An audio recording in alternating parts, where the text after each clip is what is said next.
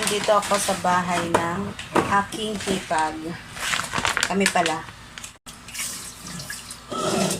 Sino na nakarinig sa inyo ng tungkol sa sukang nilalagay sa bigas?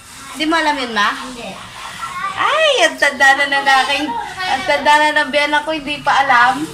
Ma, bakit ang adobo matagal mapanis? Habang nag-ano ko sa masayo pa noon.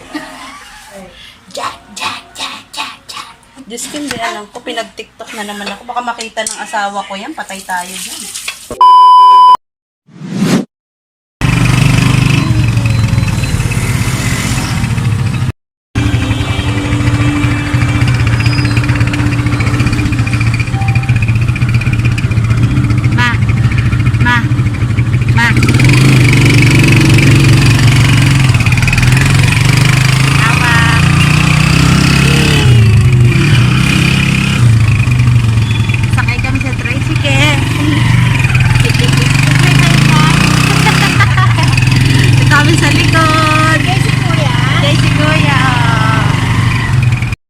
Ayan yung nakita mong hagdan. Yung unang pinto. Tawag mo tata. Dito anak, dito. Ito. Tuktukin mo. Oo.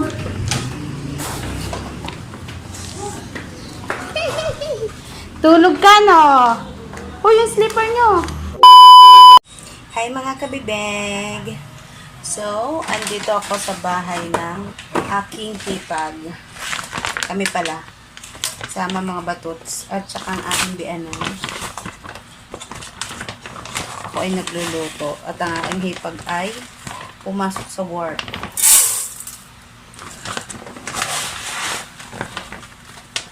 Masipag tayo guys dito kasi maliit lang ang pwesto. Doon kasi sa bahay ay ang layo ng kusina, ang layo ng lagayan ng mga gamit. Dito, andito ng kusina, dikit-dikit. Masarap gumawa. Masarap magluto. Diba, ma? Yes! Masarap dito gumawa at maliit lang bang space. Doon pag kami nagawa sa bahay ni mama ng bianan ko ay kalayo ng kusina. Sasain ako. Para akong naglalaro lang.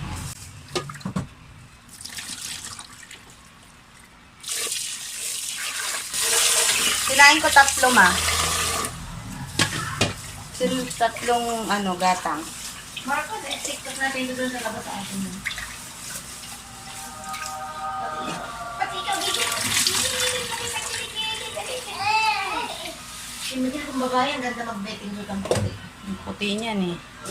Sino na nakarinig sa inyo ng tungkol sa sukang nilalagay sa bigas?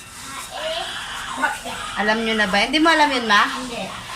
Ay, ang tanda na ng aking, ang tanda na ng biyanan ko, hindi pa alam. O, diba? Madaming hindi nakakaalam ng tungkol sa suka na nilalagay sa sinaing. Ma, bakit ang adobo matagal mapanis? Ma. May suka. Oh, ganun din yun sa bigas. Yun ang uso ngayon sa TikTok. Nilalagyan ng suka para matagal mapanis. Pag minugasan. Oo. Hindi ma, pag isasahin mo na. Dalawang takip lang ng Habang nag-ano ko sa masayo pa noon. TikTok na yung biyanan ko. Jack. Churu.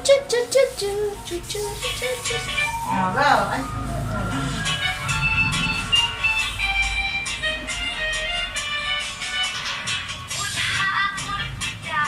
Ano ba yan?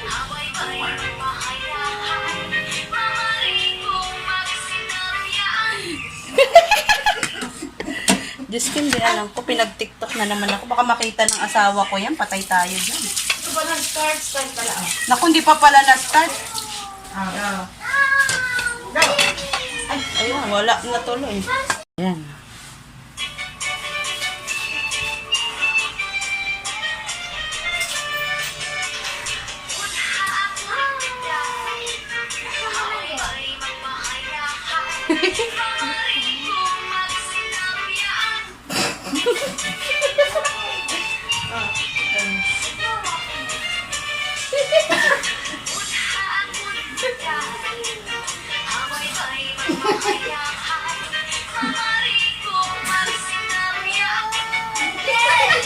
Kita ang bungal ko. Ang ganda pa naman eh. Tingnan natin.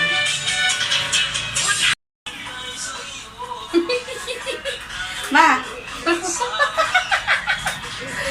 So, nagluluto ako ng adobo. Yan, tanghalian namin ni na mother. Benang ko.